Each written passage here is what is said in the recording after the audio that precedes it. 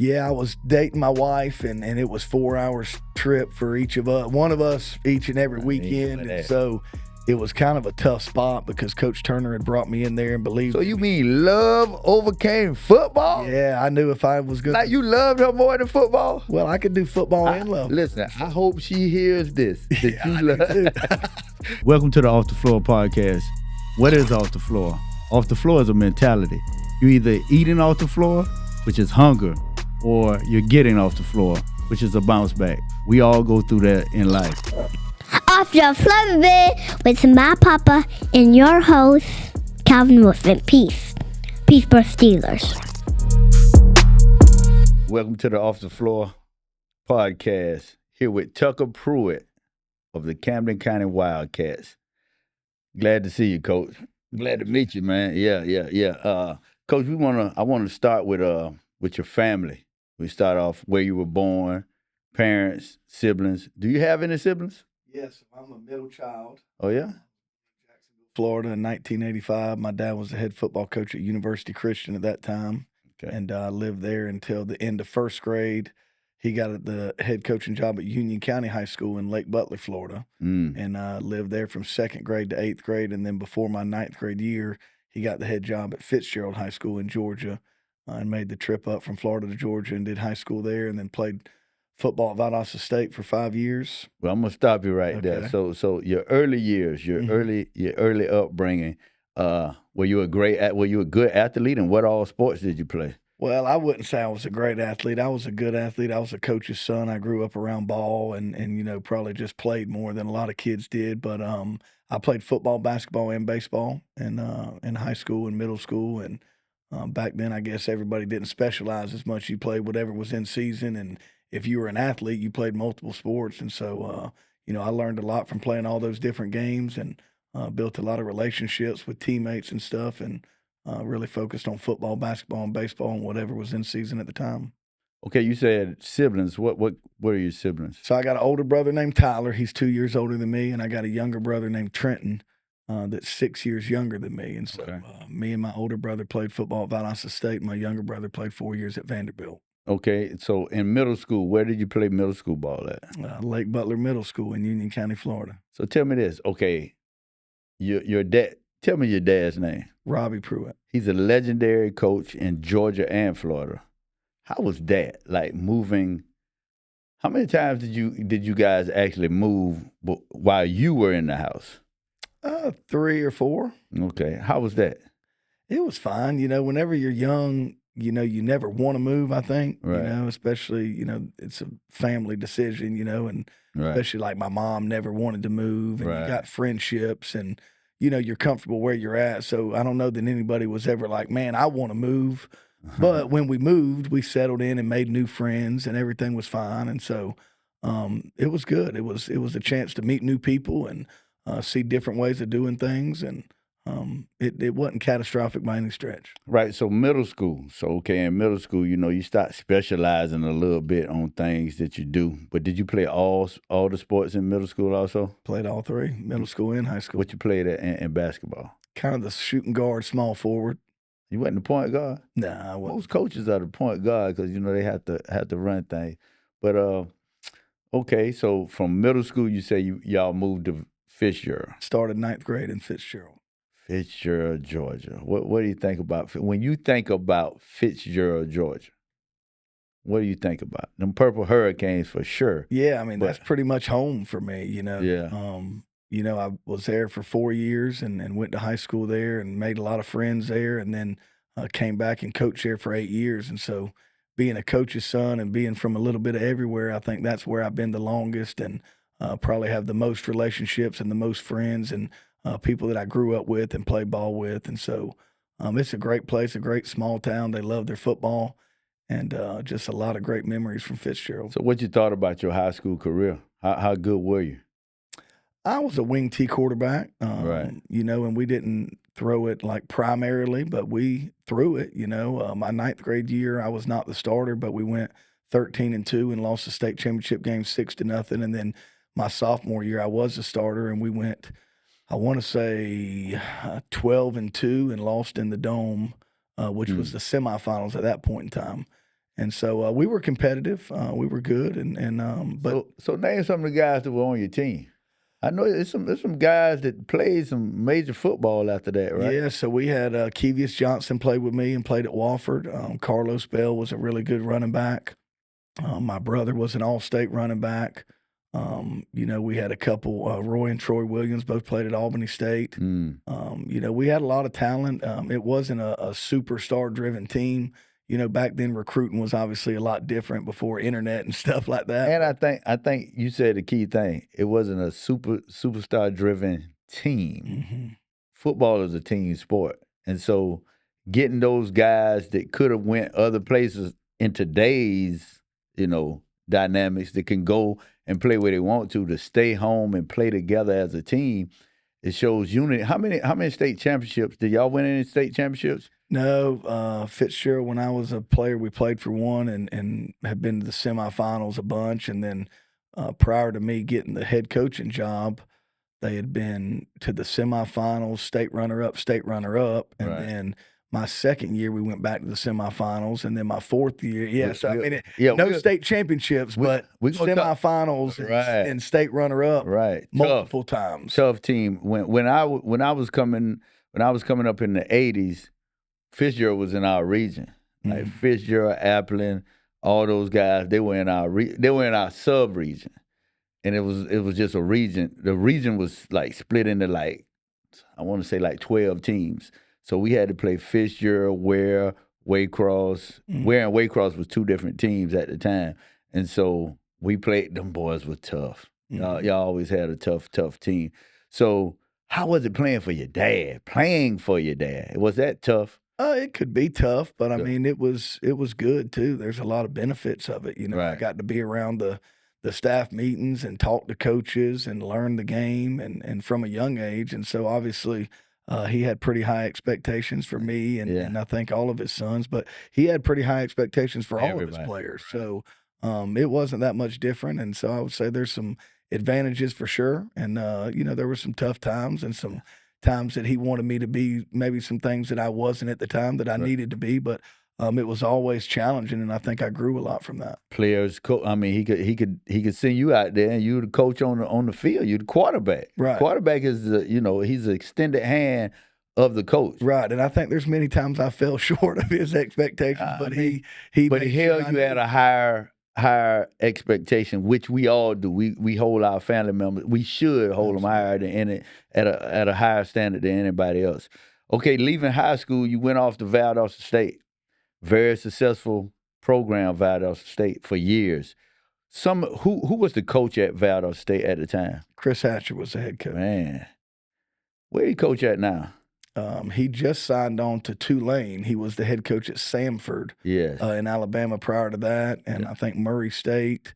Did he play there also? He played. He won a Harlan Hill Trophy there in 1996. I thought so. So being at Valdosta State, man, it was bombs away there, right? Yeah, it was polar opposite from what I grew up. Right. I was wing T. So how you get a scholarship, wing T scholarship to Valdosta State? I didn't. I had the Hope Scholarship for my academics. So you walked on. I was a walk-on. Yes, wow. sir. So wow. yeah, I was a walk-on. So you know how hard it is. Absolutely. Yeah. I was, kind of starstruck when I got there, right? Because it was the opposite end of the spectrum. We went from throwing it a few times a game, and it was where we ran it a few times a game, and everything was up tempo, screen game, throw the ball vertically, horizontal, but it was a lot of throwing it. Who were the quarterbacks there when you got there? So my first year was 2004, and I was on the scout team, but we actually won the national championship that year in Fabian Walker. Who was from Americus, Georgia. Americus, and was at Florida State the year before. Yeah. Came in and won the national championship. He had a cannon. Yeah, he was a great runner, too, and made a lot of plays down the stretch that year with his legs. Yeah.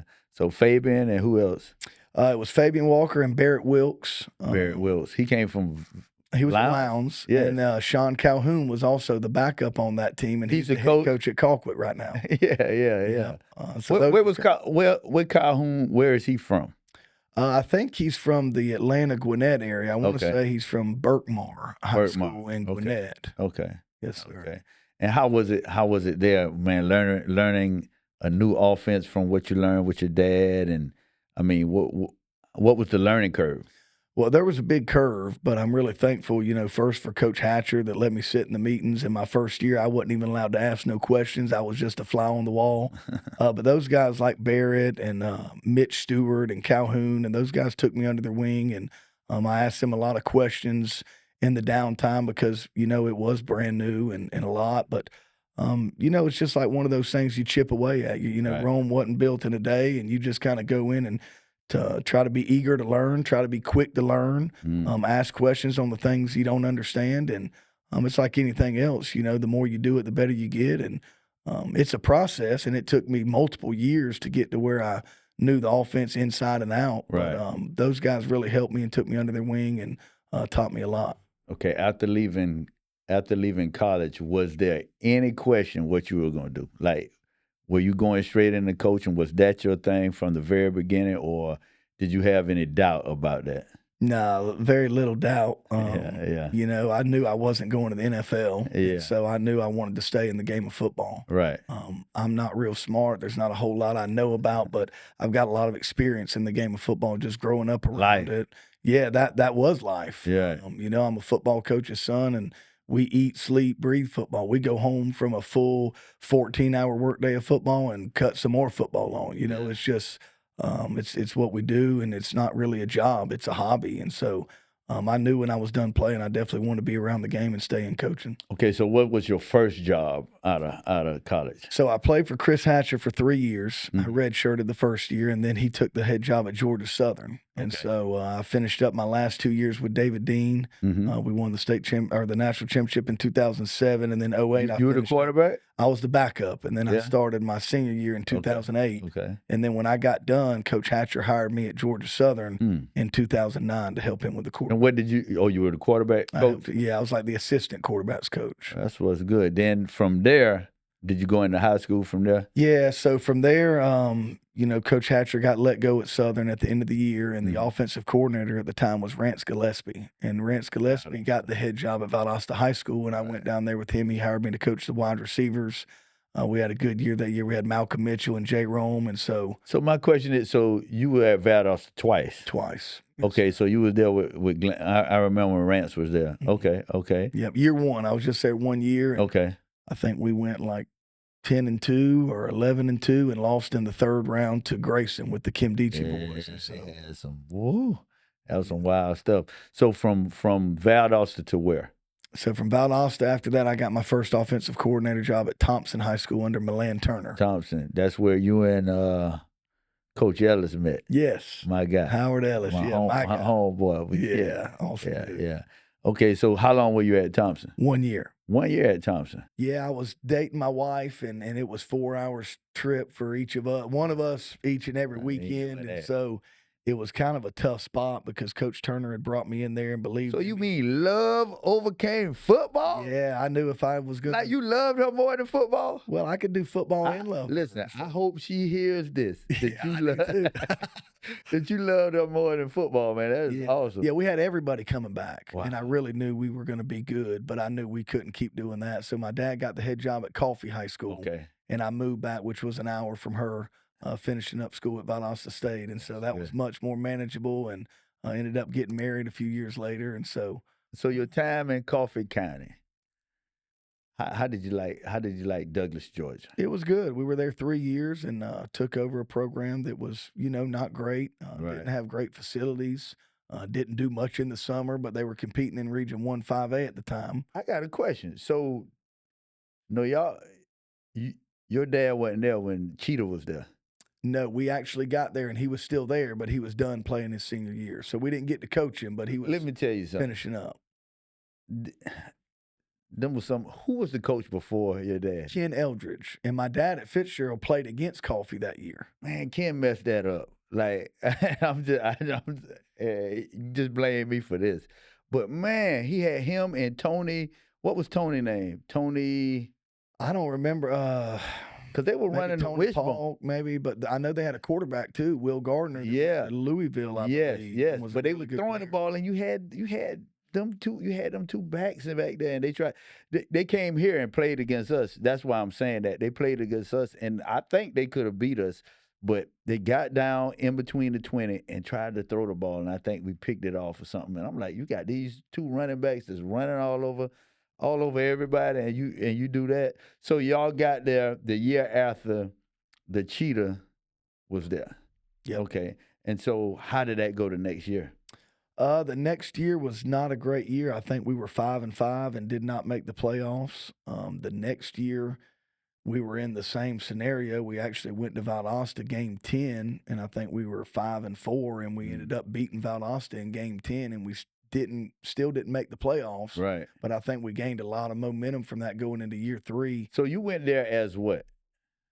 With your dad? Well, the first year I was just a quarterback's coach, and Okay. my dad was still calling. We ran the wing T. Okay, and you And took we got over. a lot of running backs hurt and kind of felt like in this region we needed to make a change. And we went to Clemson and kind of studied what they were doing at the time. There's some athletes in coffee. Yeah, there was. And the next year we kind of went to more of a spread package and had the first team all-region quarterback, Tyree Polk. Tyree. Threw for 24 skinny, touchdowns. but he could Yeah, throw he was that skinny, ball. but he could throw He it. could throw that ball. I think he had Who was the 20 wide receiver? We had his brother, Jalen Wilkerson, who's That a tight end. It went to Florida State. Yeah, had a couple other good receivers, McKeever and Raekwon Ross. Right. Had a good offense, and I think we were a 2 seed that went to the second or third round that year, and kind of started to getting the ball rolling. I think I jumped off after that year, but they ended up like in the next few years. I know they went to like the quarterfinals every year, the semifinals one year, and went to the state championship one year and lost. Okay, you say you jumped off, so you left Coffee County, and where you go? I took the offensive coordinator job at Lowndes High School. Lowndes High School, the Vikings. Tough. Who was the coach then? Randy McPherson. Oh, McPherson with that crew cut. Oh man, mean son of a gun. Well, he looked mean, but he was a nice dude. Yeah, great coach. Yeah, he was a nice dude. How long did you stay at Lowndes? I was there 1 year. Okay, how y'all do that? We were okay. I think we. Who was the quarterback then? The quarterback was Austin Dixon. You're right. Okay. And, I forget if it was the first or second round, but we went up to McEachern, and I think we lost. And I want to say the running backs. The running back. Lynn Dixon, no? No, I forget. We had a good running back, and I Okay. forget his name. Okay. He was number 33. Big guy. No, he wasn't real big. He was fast. Okay. I forget the name. though. Okay. So from Lowndes To Valdosta. Okay. How long you were at Valdosta? So after that year at Lowndes, Alan Rodemaker got the head coaching job at Valdosta. Tate's dad. Yep, and he had been the DC. He was there when I went in the first year at Valdosta with Rance, and he had stayed the whole time. And he offered me the job, and I told him no, and then he stayed on me, and finally, I took it. And I know. So he stole you from Lowndes. Yeah. Man, how did that? I'm just saying. How did that go? How did that feel? What was the feeling from the Vikings to the Wildcats? Because I know that's tough. Yeah, it wasn't overly well received. Yeah. By that group. Yeah, as they you can hated you. imagine. Yeah. And hey, I get it. Yeah. I mean, fans are passionate. And, Yeah. and No, fans are passionate here in South Georgia. I'm just gonna be honest. Other places they're not as passionate. The teams may be serious about it, but sometimes they don't have that same rivalry. Like you in the same city, you're in the same town. Hey, Hira, Valdosta, they hate each other. Yeah, and you can reason and tell people your reasons for why you make decisions, and some people may or may not understand, and that's fine. But one of the reasons that I took the job is I really felt like we could be successful. Right. I had coached against Valdosta that year. They had beat us. Their defense was unreal, and the whole defense was coming back. Now, they had lost most of the offense. Seth Schumann was leaving, a great quarterback. So it was kind of like a reset on offense. But I knew if we could do anything, we could be in games because the defense was so good. And I was right because we went there. So who was it? Who was the quarterback at the time? We at Valdosta, we had Hunter Holt and we had Josh Belton, and we kind of had two of them. Yeah. And we Belton played some wide receiver also, right? A little bit, yeah. And Hunter Holt was a good athlete that threw it some. And we weren't great at the beginning of the year, but we got better. We opened the year by beating Lowndes. So who was the quarterback coach? Me. And you were the OC. Mm-hmm. And so you got better. Yeah, so you can you can teach quarterbacks. You pretty good quarterback coach. Well, I've coached it, I've played it, and Okay. I hope so. I better be. I just want to make sure. I just want to make sure that I'm understanding. Y'all won the state title that year. Yes, sir. Wow. We lost one game to Moultrie in a non-region game, but we beat Lowndes and was undefeated. And you guys were a class down at the time. correct. That was I when forgot we were about that. 7A and we were That's in right. 6A. That's right. Yep.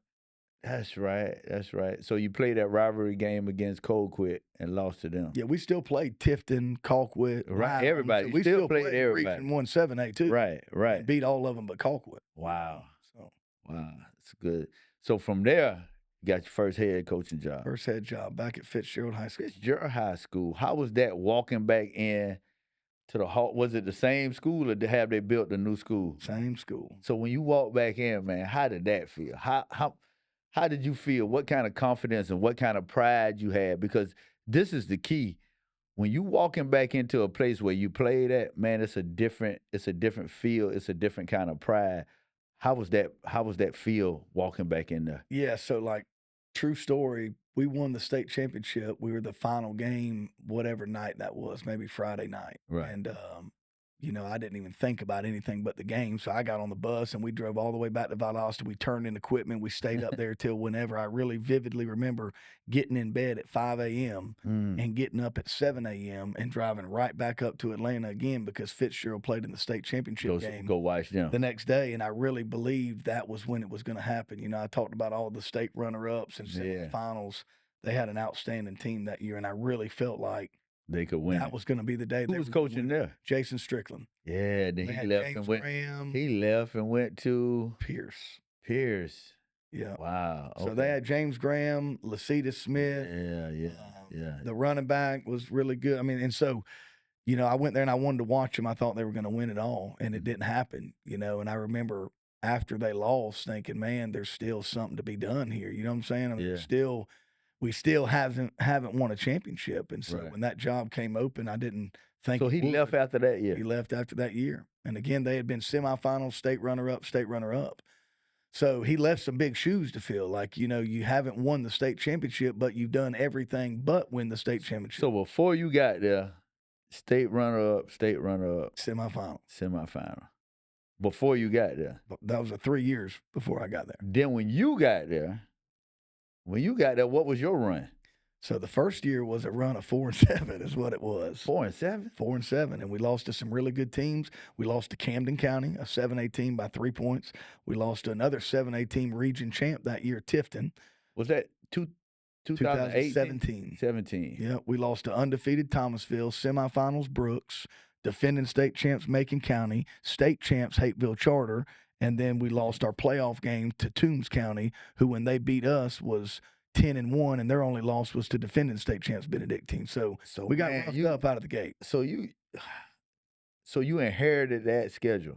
Well, not necessarily. There was 2 changes. They were playing Pell City out of Alabama, who dropped them, and we ended up picking up Hateville Charter, who won the state championship. They only beat us by 3 points. Yeah, we got a field goal blocked on the last play of the game, but that was a loss. And then Coach, seemed like you a little upset about that 4-7. Well, we got our lick back. We got a chance to answer and respond, and I was, and they still am. Okay. Yeah, and then Albany High School was a team in the region that shut down. Yeah, and so we had to find another game there, and we pick up 7A Camden, who again we only lost by 3 points. Yeah, but we lost our quarterback in that game. He got hurt, and that really took a toll on our season. Okay, from there, that 4-7 season.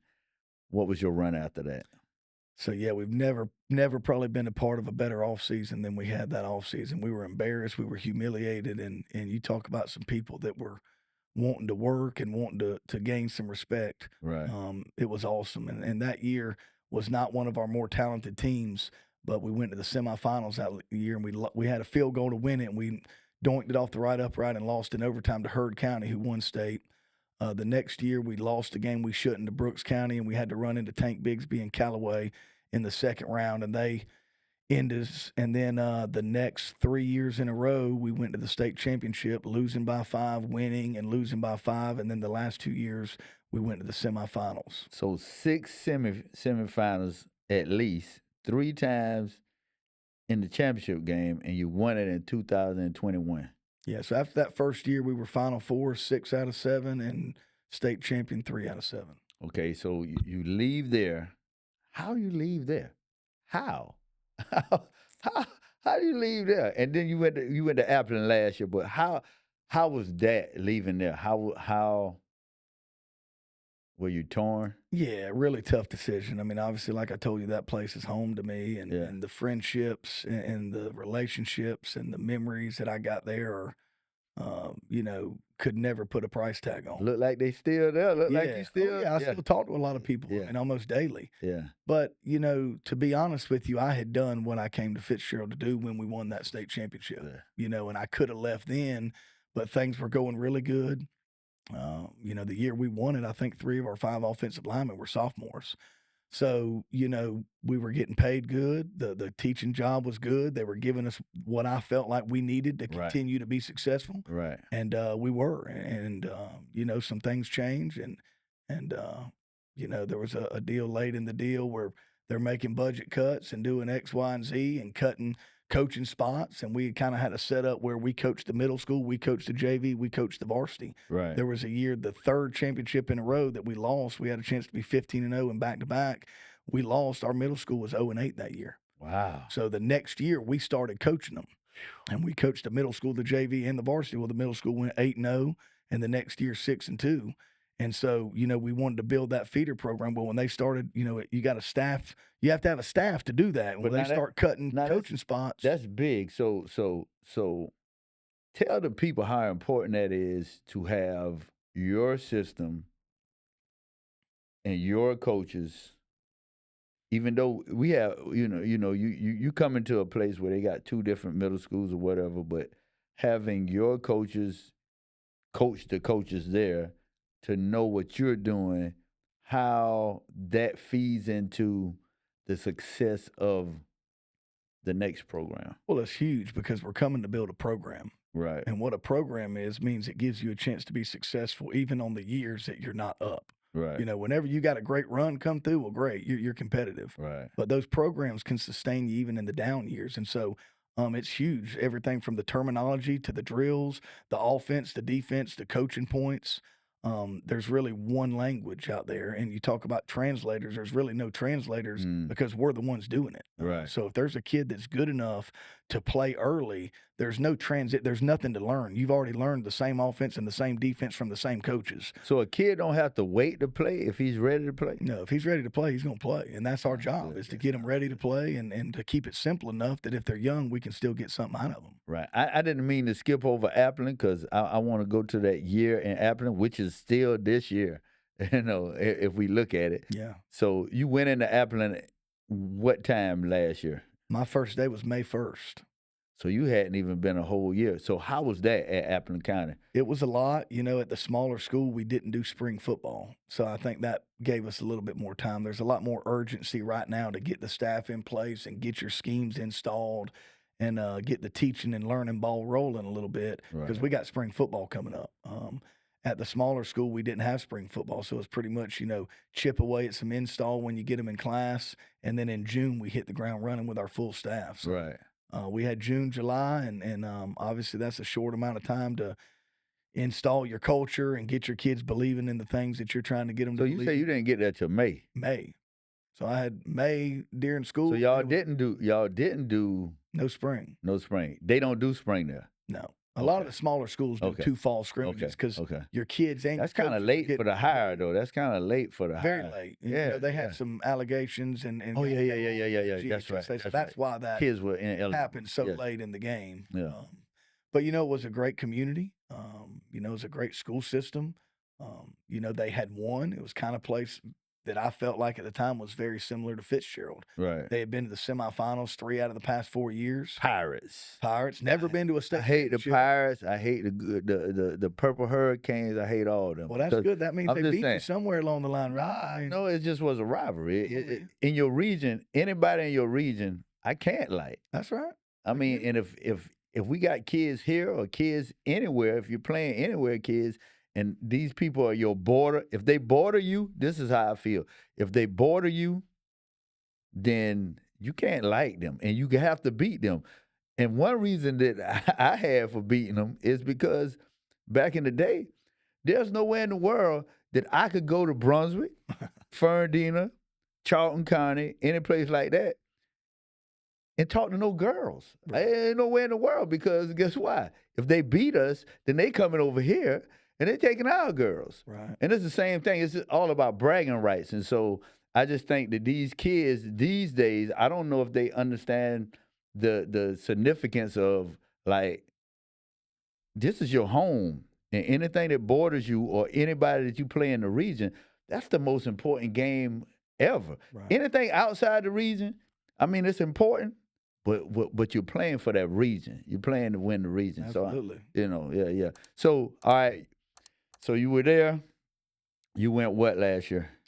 We started 1-3, and 2 of those 3 games were to Ware County and Rick Darlington's down at DeLand, Florida, who was the #1 team in the highest class of Florida for most of the year. Yeah. So those 2 were tough, and then we lost to Swainsboro. Okay. That was our home opener, and we started out 1-3, and then got on a little run, and I think we lost. We were up by 15 at halftime against Hateville Charter, and kind of had a bad second half, and they came back and beat us and went all the way to the state championship game. But I think 8-4 was our final record. 8-4. Okay, so let's come to where you at today. You're here. You're wearing the C High stuff, this Camden County football stuff. So when they came calling after firing the coach, hiring a coach, did you ever conceive, once they hired a coach, where were you at? You were settled in at Appleton. Absolutely. You were good to go. So how was that when they? Well, I mean, I think, when they call, you answer, and when they want to talk, you come talk. And then, once I got here and saw, the facilities, obviously I'm familiar with the region, Right, and right. the brand of football and the caliber of football and the caliber of coaches that you coach against. I just feel like it's football at its finest form, and so it was a deal that, obviously there's a lot of concerns. Right. They only won 1 region game last year, and it was against a team that's not in the region anymore. So there's obviously some work to do. It's obviously nothing's going to be easy about it. There's some great programs that got great facilities and great coaching staffs. And, I mean, just football as good as it gets. So I know it's going to be challenging, but I think if you're a competitor, that's something you either run from or you run to. But Coach, you were 8-4 last year. Why would they hire you here? I don't know. You got to ask them that. So, state championship.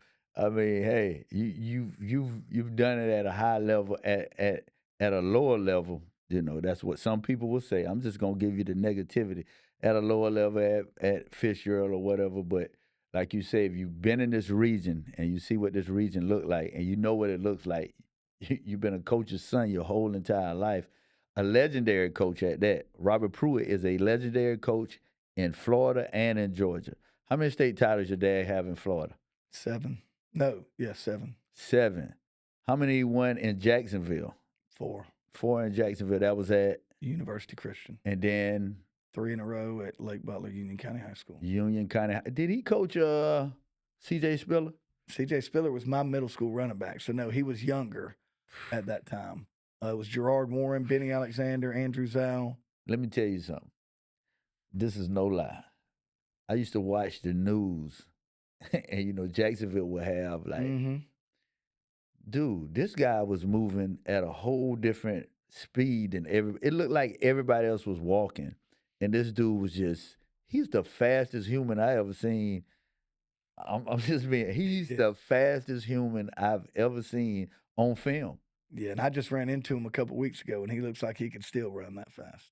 He's coaching at Clemson right now. Yep, running back's good. Okay, here at Camden County, what do you see as the biggest challenge? I think the challenge is initially trying to get these kids to buy in when they've had, 3 different leaders in the last 2 months. You know what I'm saying? You've had 4 different leaders in the last 3 years, and trying to get them to buy into the things that we're preaching: the discipline, the accountability, the toughness. So what are you preaching again? Discipline, accountability, and toughness. I told you. Look into the camera. I'm not real smart. Tell them one more time. We got to keep it simple. I want to beat that in the head. What is it? Discipline, accountability, and toughness. And that's what we're going to focus on. You know, it's not what you do, it's how you do it. You know, the winning and the losing is in the details. Right. And so we're going to be disciplined. We ain't got time for no turnovers, no stupid penalties. The first thing you got to do if you want to win is you can't beat yourself. True. And so discipline will give us a chance to be in games. Accountability is pretty simple. Everybody is held to a championship standard every day. Even when you wake up and you don't feel like giving that, that's the price it costs to be a champion. And so that's simple. We're going to hold everybody to that standard. And then toughness. You know, football's still a tough game for tough people, and you got to be mentally tough and you got to be physically tough to play through boo-boos. And in the fourth quarter or overtime, when the game gets tight and both teams are tired, that team that's tougher, Right. that can maintain their composure and play through the mental and the physical wear and tear that goes on through the game. Normally, more times than not, that's the team that wins. So that's what we're So, focused Coach, on. where you living at right now? So I'm still living in Baxley, So you driving every morning. hour and a half here, an hour So is and a that half taking back. any of that? I mean, that what you just talked about. Is it taking all that to get here, then to get back to your family each and every day?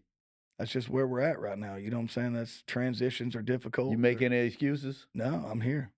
I told you, I said, Coach, I think you might need you might need to get your offensive coordinator and just put a name on it just so you won't have what you told me. What you told me.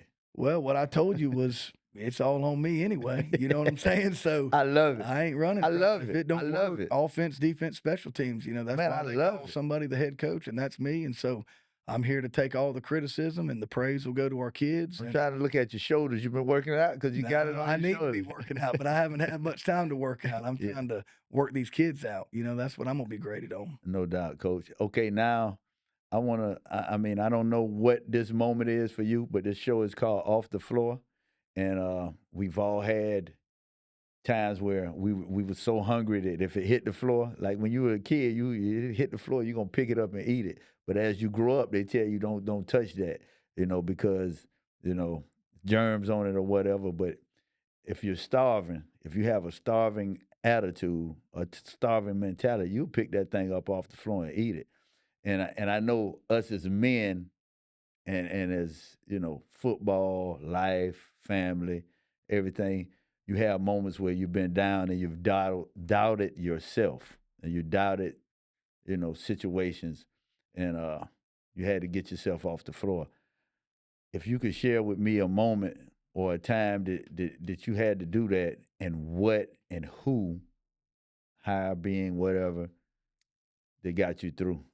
Yeah, I mean, I think when you look back on all your personal experiences, there's really two that kind of, relate with the scenario you're talking about. The first one is just being a walk-on in college Right. and going there, with the dream of being a starting quarterback, Hmm. and you're starting 7th or 8th on the depth chart, and they've recruited other people in the class over you. And as you work your way up, you feel like you've earned the right to maybe be a 2 or a 3, and they're bringing in transfers, and they're trying hard to push you down the depth chart. Right. You trying hard to And every year they're doing what? they're bringing in more players that they're hoping are better than you. And so, it really just taught me you get what you earn and you got to fight for it. I mean, I remember my dad always telling me the cream always rises to the top. And if you want something bad enough, you'll get it, and I kind of left home with the purpose that I'm going to end up being the starting quarterback at Valdosta State at a time that they were winning national championships, and I wasn't even recruited. Nobody knew who I was, but I climbed and I climbed and I climbed, and I ended up my senior year being the starting quarterback and the team captain. Had an injury early in the year, had a hip thigh bruise, and we had a bye week. And so they used that to get me healthy and rested up. And the other guy that they played some during that was a younger guy that was really talented. Mm. And they started him the next couple games. And I understood, and I was Right. the best teammate I could be supporting him. But I was also waiting for my opportunity, not knowing if you'd ever get it, but Right. hoping that I would. And if it came, making sure I was ready. Well, a few weeks later, we go on the road. We had just lost to Delta State, and we're on the road at Henderson State. And at that time, 2 losses in the conference is going to leave you out of the playoffs. And so we were down by 17 points to Henderson State in the third quarter, and they put me in, and we came all the way back, and I got my job back for the rest of the year. And so, Wow. I'm not scared of a challenge, and sometimes you don't win them all. But you got to make sure that when the battle's over, you can lay your head on your pillow and say, I gave everything I had, and I was ready. And I knew, like that scenario with getting my job taken. I didn't know if I'd ever get another shot. Right. You know, may not have, but I could live with myself if I didn't. But you stayed prepared. But I was ready if I got it, and when I got it, you know, thank the Lord I got it. You know, but I was ready to make the most of it. And then the other one would be being a football coach. You know, and being the son of a really good coach. You know, and you decide you're gonna go into coaching. You know, there's some expectations to live up to. My question: how did your mama take it when you went into coaching? And I know she knew you were going to do it because you've been around it your whole life. But what was some of the stuff that she gave you? And then you could go on from yeah. that Well, she just said, you know, you so smart, you've done so good in school. You know, you could be a doctor, or you could be a this. And she knew I wasn't having it, so I just said, "Mama, I'm not doing that." And she knew I wasn't doing it, so it was really just a one-time thing. That's good. But yeah, and even my dad, you know, like there's so much other things. You don't have to be a football coach, but I didn't do it because they wanted me to do it. I did it because I wanted to do it. Right. You know, but when you get into the profession and you know, you've got a dad who has been so successful. He's won 200 games in Florida and 200 games in Georgia, 400 total. You know, you need to be good. You don't want to be the ugly duckling. You know what I'm saying? And so, and then you start your first year 4-7 at a place that I told you had just been to back-to-back state championships. And so that was kind of a rock bottom. Pick yourself up off the ground and pick the pieces up. So right there, like, how did the town?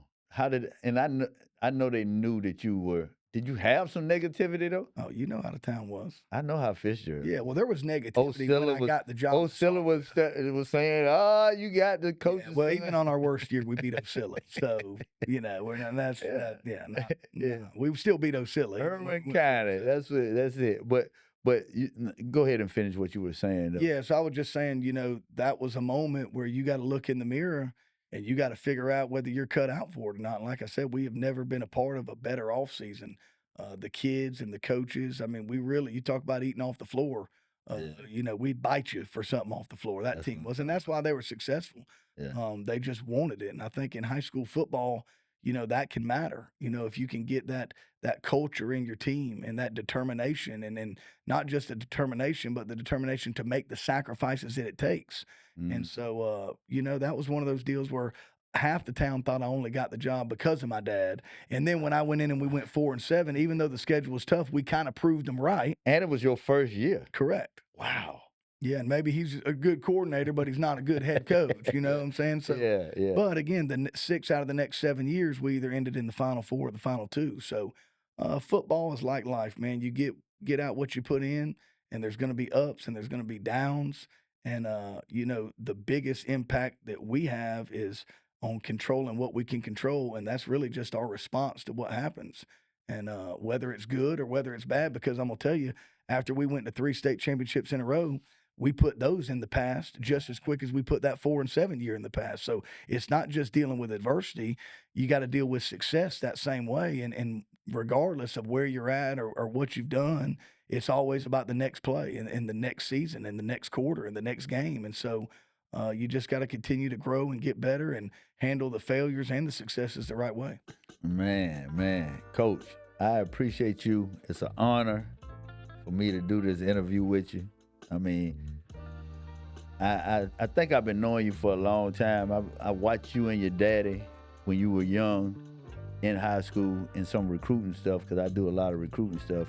But we've never had this conversation like this. But I appreciate you being here, man. And I think Camden County has a good or a great football coach. I mean, it's to be determined, but if you coming in with the things that you have, you know, already set in plan, your plans set, I think we're gonna be successful, man. I appreciate you. Thank you so much for having us. All right. Yes. Sir, appreciate it. Thank you, guys.